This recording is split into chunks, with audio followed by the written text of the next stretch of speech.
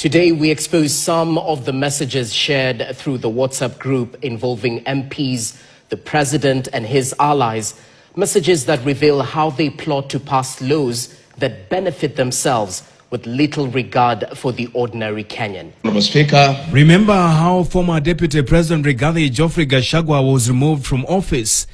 Meetings ran late into the night, hurried in an unusual manner.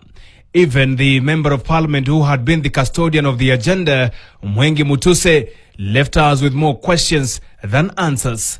Many were shocked by the evidence presented. I will demonstrate with affidavits. I will demonstrate with documents. Then came the 2024 Finance Bill, the one that sparked nationwide protest across the country. Kenyans rejected it, but most MPs insisted it must pass. The leaked messages in our possession suggest that MPs have chosen to be mere puppets of President William Ruto. When he says jump, they don't ask why, they say how high. President William Ruto is seen sending a WhatsApp message to the MPs at 10:14 p.m. instructing them to approve the nomination of Professor Kithure Kindiki as Deputy President of the Republic of Kenya. He says, and I quote, "Teammates, we thank our Almighty God for bringing us this far. We trust God in all situations and commit our nation to Him. I have just forwarded the name of my nominee for Deputy President to the National Assembly for your consideration and vote. I request you to kindly consider the nominee positively. God bless you, and I am entirely grateful for the support. WSR." During the last year's Gen Z protest, Senator Aaron Cheriot is seen in the same group saying, and I quote, "At the height of Gen Z protest, we managed to slow down internet, and that saved the day. You cannot do that with Starlink." A clear sign of collusion. In another instance, Governor Irungu Kang'ata congratulates the president for appointing Professor Kithure Kindiki as deputy president after Gachagua's removal. And this does not leave Gladys Bosch-Shilley, the deputy speaker of the National Assembly, out either. She has a fair share of this discussion. According to lawyer Kiroko Ndegwa, this shows that Parliament has been captured. We have a parliament that is full of bunch of rent seekers who cannot survive by their principle. They need a favor here, a favor there, and no wonder why even they are willing to reduce that house by sexualizing everything. You'll see members of parliament being paraded by the PA to the president. Oh, huyu akilala kwa kitanda simtalala vizuri. That's what that's the best they can give. And what's the way forward? It purely means that Kenyans, we are on our own. That time is right for us to exercise our sovereignty directly, because indirectly it's no longer working. For millions of citizens, the betrayal is clear. Parliament has stopped being the people's watchdog and become the president's echo chamber.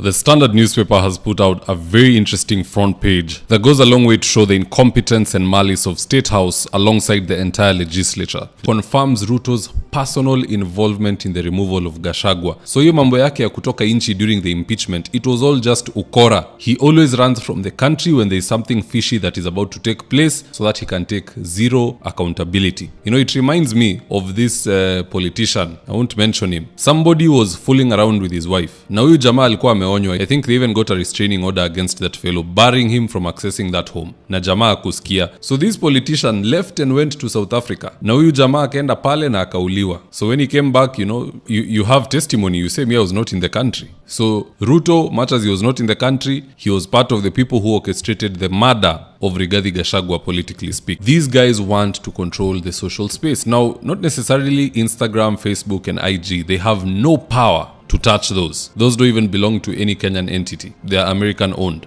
What they have control over is your ISP, your internet service provider. They can slow down Safaricom if they want, so much so that you can just load a GIF They can slow down Zuku or anything else you're using, but they can never mess with Starlink, and that's why they don't want it in Kenya. It's beyond their control. Ruto does not have Elon Musk's number ati atampigia mwambie bwana panga namna hii namna hii. You can just see the kind of colossal blunder the president has made. By attacking the National Assembly, wameamua sasa kama umekuja na hizo pia sisi tutakuonyesha ujui. They have started releasing screenshots. And more are going to come. You best believe more screenshots are going to come as we head into 2027. Sijui rais atajitetea aje. Now screenshots aside, the one thing I'm noting is that we don't take national security seriously. How can classified information be shared on WhatsApp? Aside from these fools ending up on the front page of the Standard, what happens when a foreign nation gets hold of more incriminating chats? Because remember, WhatsApp belongs to Facebook and Facebook belongs to Meta, which is owned by Mark Zuckerberg, who is an American. So through extension, the FBI, CIA and Secret Service, at all times, they all know exactly what our leaders are saying. This is a national security threat as a result of foolishness. Hamwezi kuwa mnapanga national business on WhatsApp. Rigiji even told us Ruto has a presidential diary on WhatsApp where his entire travel log is posted. Just listening to this. We have a diary for the president where I am there, my private secretary is there, my chief of staff is there, and all his issues are there. So we align. I think about a week ago, we were removed from that diary. Is the Kenyan government so broke that we can't get secure lines of communication? Shame on the NIS and the entire leadership of this country. So guys, I come bearing tea. Standard leo alituangushia screenshots, yeah? And I have never been excited. I've never been happier. Because what do you mean to na chats za MPs, na senators, na governors? Anyway, let's get down to the tea. The first screenshots. So guys, this is the first screenshot, yeah? And in this screenshot, we are being shown Aaron Cheruiyot confirming that they managed to slow down internet during protest.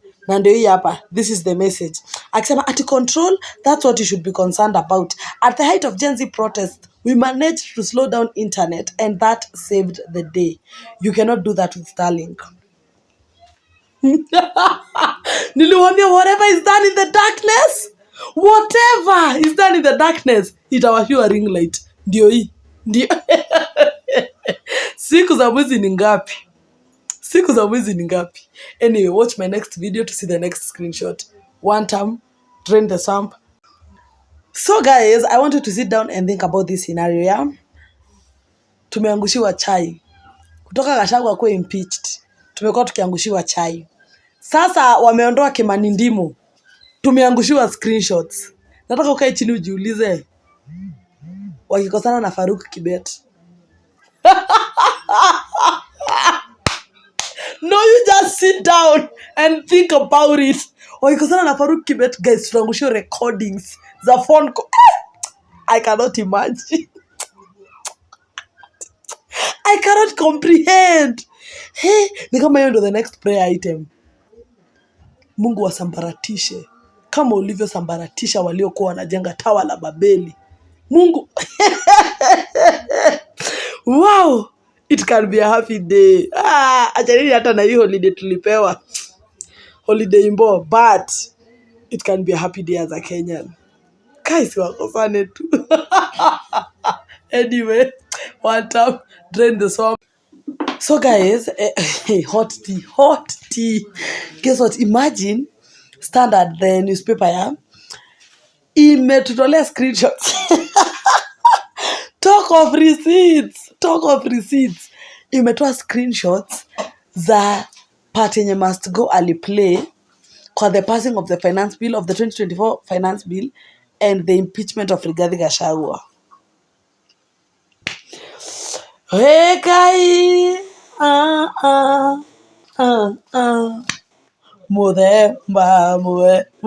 wateni mwajesha.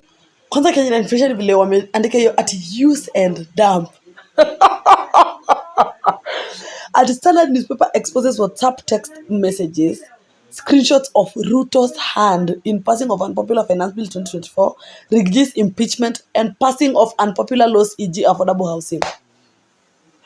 Siku za mwezi ni ngapi? No, siku za mwezi ni ngapi? Sambaratisha moyo wangu.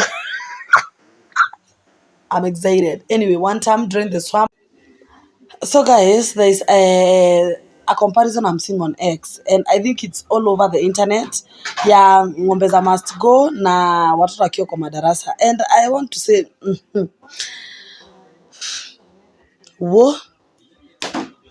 we need leaders with a heart of people.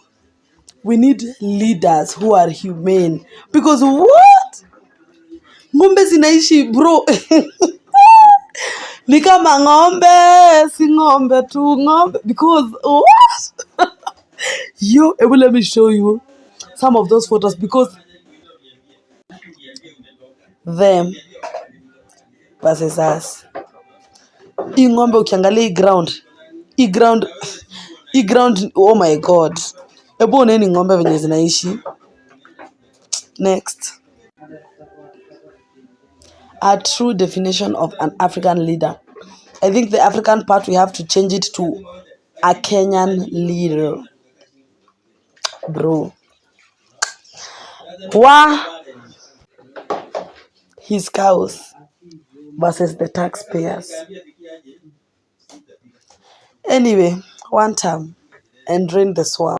To those who believe politics doesn't affect them, I hope today has taught you how politics affect you directly. Ruto simpigi kura. Amenajisi inchi. Bila kutumia hata kondom.